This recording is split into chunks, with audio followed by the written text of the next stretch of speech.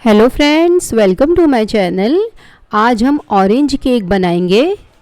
ये केक खाने में बहुत टेस्टी होता है और इसे बनाना भी बहुत आसान है। और अभी ऑरेंजेस भी सीज़न में हैं, इसलिए इसे आप एक बार ज़रूर बनाना। जैसे कि आप यहाँ देख सकते हैं कितना सॉफ्ट केक बना है ये। तो आइए देखते हैं इसे किस तरह से बनाया जाता है। ये है हमारे पास 300 ग्राम मैदे का आटा और ये है 2 ग्राम नमक और ये है 16 ग्राम बेकिंग पाउडर। इन तीनों चीज़ों को हम पहले अच्छी तरह से मिक्स कर लेंगे, फिर इसे अच्छे से छान लेंगे। जैसे कि आप यहाँ देख सकते हैं हमने सारे ड्राई इंग्रेडिएंट को अच्छी तरह से छान लिया है।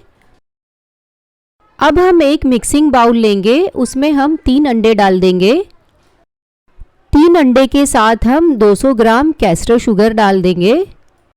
कैस्टर शुगर बहुत बारीक होती है, इसलिए वो जल्दी मिक्स हो जाती है, इसलिए हम कैस्टर शुगर का ही इस्तेमाल करेंगे।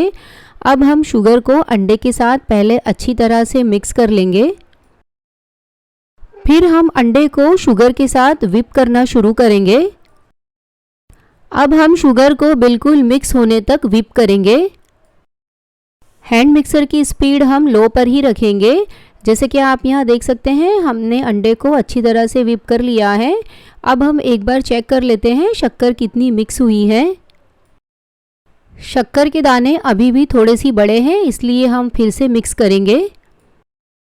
जैसे कि आप यहाँ देख सकते हैं हमने अंडे को शक्कर के साथ अच्छी तरह से मिक्स कर लिया है। अब हम 120 ml ऑयल डाल देंगे।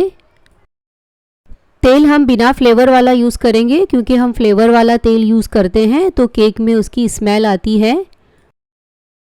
तेल को अच्छी तरह से स्पैचुला से निकालने के बाद इसे हम हैंड मिक्सर से अच्छी तरह से मिक्स कर लेंगे। कभी कभी तेल अच्छी तरह से मिक्स नहीं होता है और कहीं कहीं रह जाता है, इसलिए तेल हम अच्छी तरह से मिक्स करेंगे।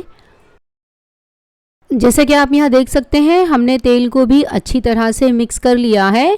अब हम 100 ml ऑरेंज जूस डाल देंगे। ऑरेंज जूस हम खट्टा नहीं डालेंगे, क्योंकि खट्टा ऑरेंज जूस डालने से केक में थोड़ी सी कड़वाहट आ जाती है, इसलिए हम जितना हो सके मीठा ही ऑरेंज जूस का इस्तेमाल करेंगे। ऑरेंज जूस डालने के बाद हम ऑरेंज जेस्ट भी डाल देंगे। ये 2 ऑरेंज से हमने जेस्ट निकाला है। ऑरेंज जेस्ट डालने से केक में बहुत अच्छी ऑरेंज की खुशबू आती है। अब हम ऑरेंज जूस और ऑरेंज जेस्ट इन सब चीज़ों को अंडे और शक्कर के साथ अच्छी तरह से मिक्स करेंगे। हमने सारी चीज़ों को अच्छी तरह से मिक्स कर लिया है। अब हम थोड़ा थोड़ा ड्राई इंग्रेडिएंट डालते जाएंगे। सारे ड्राई इंग्रेडिएंट हम एक साथ नहीं डालेंगे, थोड़े थोड़े डालते जाएंगे और उसे मिक्स करते जाएंगे। सारे ड्राई इंग्रेडिएंट एक साथ डाल देने से मिक्सिंग बराबर से नहीं होती है, इसलिए हम थोड़ा थोड़ा डालते जाएंगे और उसे अच्छी तरह से मिक्स करते जाएंगे। आटे के कहीं भी लम्स नहीं रहने चाहिए। अगर आटे के लम्स रह जाते हैं तो बेकिंग भी अच्छी तरह से नहीं होगी और हमारा केक भी फ्लफ़ी नहीं बनेगा। जैसे कि आप यहाँ देख सकते हैं हमने 3 बैच में सारे आटे को डाल दिया है। अब हम इसे अच्छी तरह से मिक्स कर रहे हैं। आटे को अच्छी तरह से स्पैचुला से मिक्स करने के बाद अब हम हैंड मिक्सर से भी इसे अच्छी तरह से मिक्स करेंगे। ऐसा करने से आटा सारे इंग्रेडिएंट के साथ अच्छी तरह से मिक्स हो जाएगा और केक भी हमारा फ्लफ़ी बनेगा।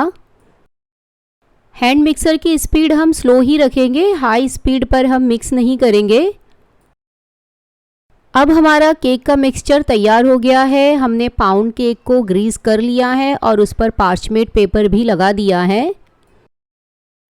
ये हमारे पास 9 इंच का मोल्ड है। अब हम सारे बैटर को मोल्ड में डाल देंगे। अगर हम बिना पार्चमेंट पेपर लगाए भी बेक करते हैं तो वो आसानी से बेक हो जाता है। मोल्ड में हम तेल लगाकर आटा अच्छी तरह से डस्ट करके भी बैटर डाल सकते हैं। जैसे कि आप यहाँ देख सकते हैं हमने सारे बैटर को मोल्ड में डाल दिया है।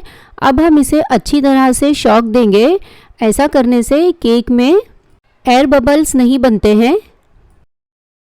ऐसा करने से सारे एयर बबल्स ख़त्म हो जाते हैं और केक में बड़े बड़े होल नहीं बनते। एयर बबल्स को हम इस तरह से टूथपिक से भी निकाल सकते हैं। जितना एयर बबल्स हमारे बैटर में नहीं होगा, केक हमारा उतना स्मूथ बनेगा।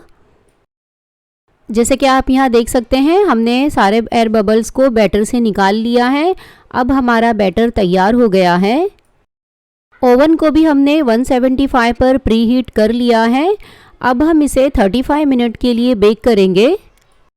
आप इसे अपने ओवन के टेम्परेचर और टाइम पर सेट कर सकते हैं। जब भी हम केक को डालते हैं ओवन में, इसे हम फ़ैन के पास डालेंगे। जैसे कि आप यहाँ देख सकते हैं, केक हमारा अच्छी तरह से बनकर तैयार हो गया है।